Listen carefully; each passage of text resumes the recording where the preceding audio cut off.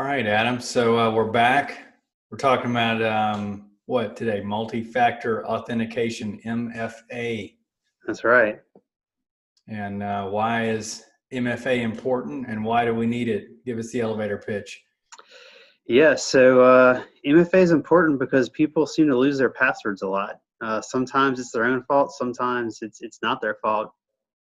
We see a lot of companies getting hacked and losing their user accounts and passwords, and unfortunately, users use the same accounts across different systems. So you can do nothing wrong, but they still lose those accounts. So because they're easy to lose, bad guys can guess them, and users can be duped into giving them away. They click on a phishing link and think they're logging into a legitimate website, and they're really giving the bad guy their credentials.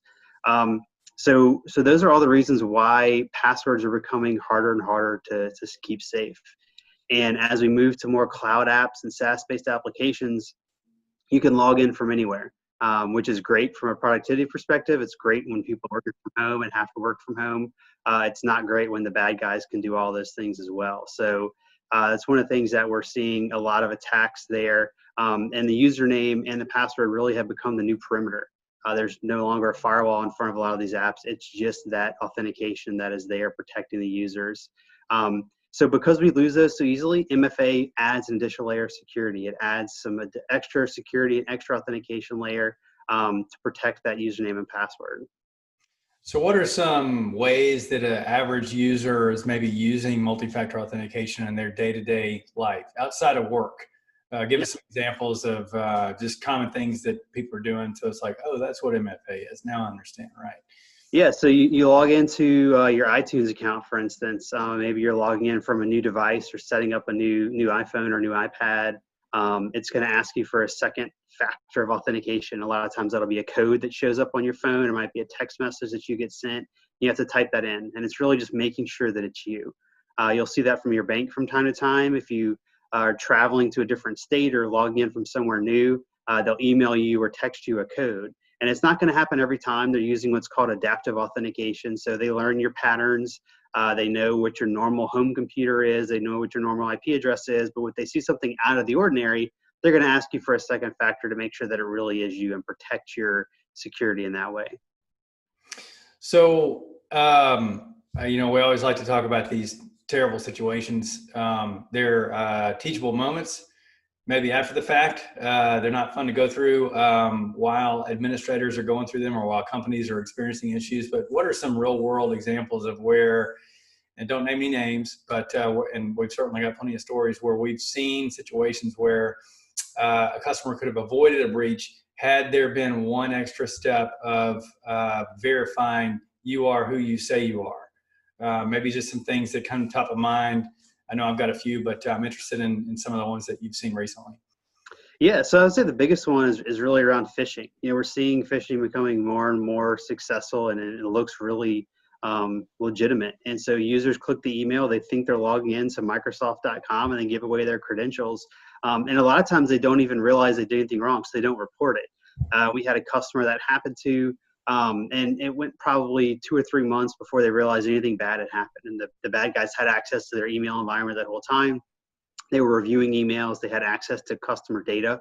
So that's a big risk. That's something they had to deal with. They had to review that and go through their notification process. If they had simply had MFA in place, the bad guys wouldn't have been able to access it. They could have gotten the username and password. They would have gotten stuck when they were asked for that second factor. And so with this customer in particular, as we went through the incident response process with them and got their environment cleared up, they immediately turned on MFA. They disabled remote access for anyone who didn't need it, which is kind of the first step, right? Minimize your attack surface.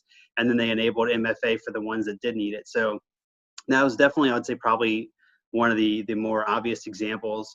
Another thing that's important to keep in mind when you are rolling out MFA, if you make the decision to do so, is to make sure you're covering everything. So a lot of times it's obvious to think, oh, we've got email open, maybe we use one main web app, but you really want to take a step back and think about what are all the remote access options that we have, even if it's just kind of a terminal server or a secondary VPN that just your IT admin uses. You want to make sure you're protecting all of those points of entry, because those can all be areas the bad guys can target. And so making sure you review your environment, understand where all your gaps are, and applying that protection evenly is really important. Yeah, we spent a lot of time on our last video talking about security awareness training and how to keep your users from actually clicking on the link. I did have some actual footage that I wanted to show of a actual user clicking on a phishing email and not having multi-factor authentication in place. See behind me, this is exactly what that looks like. That's a very bad day for everybody, so we definitely want to avoid that. Different types of multi-factor authentication. I know we've got a couple of different types out there. Maybe talk about some of the common ones that we're seeing in play. I mean, I think most people think of like a text message when you're logging into your banking application. That's really easy, but there are a little more sophisticated and elegant ways to integrate this. And at the end of the day, we do want this to be easy for the end users. We don't want to be complicated, because if it is, then they all go up in arms and come after the IT teams with pitchforks and all that stuff. So we don't want that to happen, right? Exactly. Yeah, like I mentioned earlier, the idea of adaptive authentication, when you implement something, you want it to be as easy as possible for the end user. And so when we implement this, we try to make it so that we're doing things that we can to help the process. So examples of whitelisting your corporate network. So when the users are in the office, they're not going to get prompted for two-factor, because it's less risky there. You've got physical controls, but when they go home, when they're accessing something remotely, that's where you want to prompt them. And so when you look at the different types, there's phone-based apps, which are more and more popular. They're a lot easier to use. For example, we use an application at CMA, and when you go to log in, it actually pops up on your phone, and you can just click approve. So there's no kind of going back and forth and typing in codes. It's literally just one button press, and you're in. There is the text-based codes. There's phone calls, and there are hard tokens. So we've had customers that have come to us and asked the question, hey, we have users who don't have smartphones, or we have a controlled work environment where they're not allowed to bring their phones in. How can we get around that? And we can have phone calls to landlines where it'll actually read out a code to you. We can do hard tokens. So there's definitely creative ways to get around that. There's much easier, simpler ways that users would prefer using a smartphone. But if you have restricted environments, there are ways that we can help to find ways around some of those requirements. That's good. Yeah, we want to have as many ways and just make it as easy as possible and still maintain that security level for the users. Definitely. So I mentioned that we have it at CMA. Jonathan, what's your experience been using it? We've been deployed it here. Well, I'm a remote user, and y'all got me totally locked down. I'm not in the walls of the office, so I have to use it every single day, and that's the experience for all of our remote users. And I think that's good. We're taking proper steps to to secure ourselves. But if I'm doing anything, if I'm logging into to email, to VPN, whatever we're logging into, I'm having to go through that. It's easy. I'm typing my credentials, and I've got the app installed on my phone. Big green or red pops up. Obviously, I'm always hitting green because it's me. But I can tell you, if I ever get that, hear that ding, and I'm just driving down the highway, I'm like, wait, I'm not trying to log into anything. Yeah. What the heck is going on? I'm waiting for you to do that test. I know you're going to start doing that. That's going to be one of the next things that you do on us. But it's easy for me. It hasn't been hard. I think we did a good job of implementing it.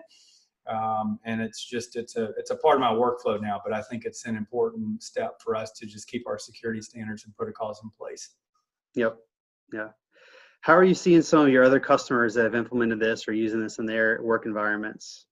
Yeah, well, I think like what you said on some of the areas when we do our assessments for people and we start asking them what areas do you want to put this in? Obviously, email is like one of the top things that we want to secure, either if you're on-prem or off-prem, whatever it is, just making sure that it's you, because we've just seen so many things get off the rails when people get in your email. So for us, for some of those customers, I mean, I've seen our managed services customers that we have, this is a real easy thing to add on. A lot of times they'll step into it and I'll say, okay, well, we just want to start with email. And then we'll see after they get that going and they're like, oh, this is really easy. Yeah, let's put this on everything. A couple months later, they come back and they engage us to go in and do that extra work. It's not expensive. It's very affordable. And it's not real complex for the IT team, which is another thing. IT people don't like things that are going to consume hours of their day. So a lot of times it's a hosted solution. It's out there. It's not another complex thing that you have to manage and maintain within the walls of your network. So it's easy to put in and just kind of layer into your overall security strategy. I do like the fact that we're able to bill for it in whatever increments the customer wants. We can do We've seen customers sign on for a monthly, which is real easy. However many users you got times rate times per month, and that's simple. We can build that onto their existing contracts. Or for our non-managed services customers that are just whatever other software it is that we do with them on 1 year, 3 year, 5 year increments, or whatever the increment is, we can just do it all at once. And then they've got the license just like any of the other licenses they have, Veeam or VMware or whatever it might be. It's just an easy perpetual or term license to have out there that they're using. So to me, that piece of it makes it very easy, frictionless. And again, it's not, for what it does, it's really not expensive. It's very affordable, and there's a lot of value in it.